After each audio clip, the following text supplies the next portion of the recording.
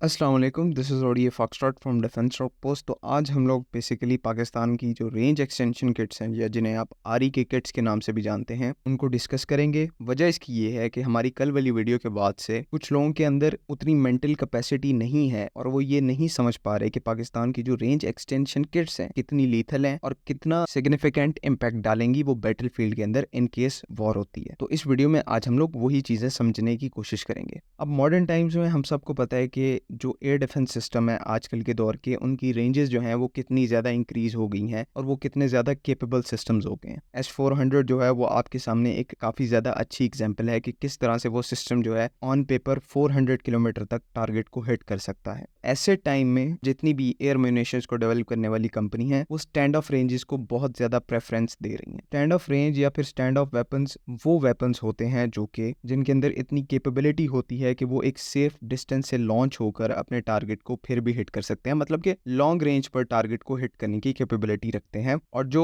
Launcher aircraft होता है जिससे वो वेपन लॉन्च होना होता है वो पॉसिबल एयर डिफेंस के थ्रेट से जो है वो काफी ज्यादा दूर रहता है, एक सेफ डिस्टेंस पे रहता है। पाकिस्तान ने बहुत शुरू से रेंज एक्सटेंशन किट्स पर काम शुरू कर दिया था, बहुत ही पहले, मतलब 2012-13 से ये जो काम है रेंज एक्सटेंशन किट्स पर ये तब से चल रहा है। तो पाकिस्तान बेसिकली 4 टाइप की मेन रेंज एक्सटेंशन किट्स को यूज करता है। सबसे पहले जो हमारी आती है वो एक नॉर्मल रेंज एक्सटेंशन किट आती है या फिर ग्लाइड बॉम्ब भी उसे हम कह सकते हैं। एक डम बॉम्ब को एक स्मार्ट किट लगाकर उसको एक गाइडेड म्यूनिशन के अंदर कन्वर्ट किया जाता है। बेसिकली उसके फिन्स होते हैं और 2 के करीब उसके विंग्स होते हैं जो कि रिलीज होने के ऊपर पॉप आउट हो जाते हैं। हमारे पास जो नॉर्मल आरी की किट है जो बिल्कुल उसका बेस वेरिएंट है, उसकी जो रेंज है वो 100 किलोमीटर की है और जो एक्यूरेसी है वो 4 to 6 मीटर CEP की है। उसके बाद अगर आप दूसरे सिस्टम की बात करें तो हमारे पास आरी के बूस्टेड आ जाता है, मतलब ये उसका बूस्टेड वेरिएंट आता है। बूस्टेड वेरिएंट में बेसिकली सब कुछ वही होता है, लेकिन बॉम्ब के पीछे एक रॉकेट मोटर लगी होती है छोटी, जो उसको प्रोपेल करने में मदद करती है, ज्यादा रेंजेस पर फ्लाई करने में मदद करती है। अब जो हमारी आरी के बूस्टेड किट्स है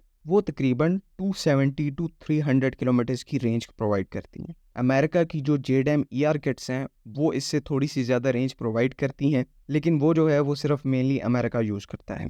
इसकी भी जो एक्यूरेसी है वो 4 to 6 मीटर CEP की है और साथ में ये जो पर्टिकुलर बूस्टेड आरी के किट है ये टेरेन हगिंग टेक्निक्स को फॉलो करती है, जिससे इसकी जो अर्ली डिटेक्शन है वो बिल्कुल इम्पॉसिबल हो जाती है। तो थर्ड आरी के किट जो है वो हमारी इमेजिंग इंफ्रारेड आरी के किट है, जिसके शुरू में IIR सीकर लगा होता है जो कि गाइडेंस प्रोवाइड करता है और पिन पॉइंट गाइडेंस और एक्यूरेसी होती है और इसको किसी भी तरीके से जैम नहीं किया जा सकता। इसकी भी जो रेंज है वो 250 to 300 किलोमीटर के दरमियान में है। चौथा और आखिरी सिस्टम आरी के किट्स के हवाले से जो हमारे पास है बहुत ही ज्यादा important anti radiation glide bomb kit है। अब anti radiation glide bomb kit से मुराद ये है कि इस ग्लाइड बॉम्ब किट के ऊपर शुरू के अंदर एक एंटी रेडिएशन सीकर लगा होता है जो कि एयर डिफेंस के रेडार से निकलने वाली रेडिएशन को कैच करता है और उसको फॉलो करता है। तो ये वाली जो रेंज एक्सटेंशन किट है ये स्पेशली सीड मिशंस के लिए बनाई गई है, suppression of enemy air defence, मतलब कि इसको स्पेशली बनाया गया है एयर डिफेंस सिस्टम्स के अगेंस्ट यूज करने के लिए और उनको स्टैंड ऑफ रेंजेस पर डिस्ट्रॉय करने के लिए। ये वाला सिस्टम जो है वो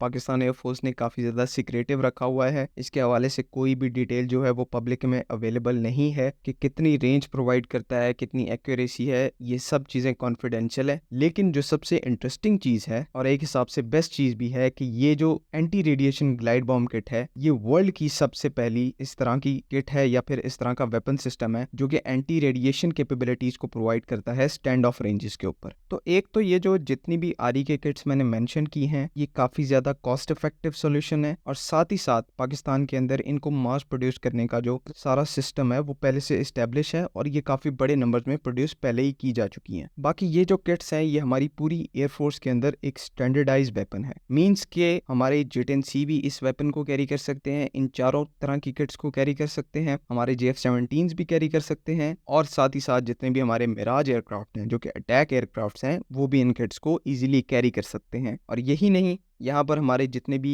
अनमैन्ड एरियल व्हीकल्स है, स्पेशली जो बायरक्तार एकेंसी है वो भी इन किट्स को कैरी कर सकता है। तो ये एक बहुत बड़ा प्लस पॉइंट है पाकिस्तान एयरफोर्स से रिलेटेड कि एक वेपन को हमने इतना ज्यादा स्टैंडर्डाइज किया हुआ है और श्योरली ये चीज जो है in times of war Pakistan air force को बहुत ज्यादा फायदा देने वाली है। आई होप कि आप लोगों को बातें सारी समझ में आ गई होंगी। अगर इस वीडियो के अंदर कोई भी कंफ्यूजन है, कोई भी सवाल है आपका, तो आप कमेंट्स में ज़रूर पूछें। बाकी अगली वीडियो तक के लिए अल्लाह हाफ़िज़। पाकिस्तान जिंदाबाद।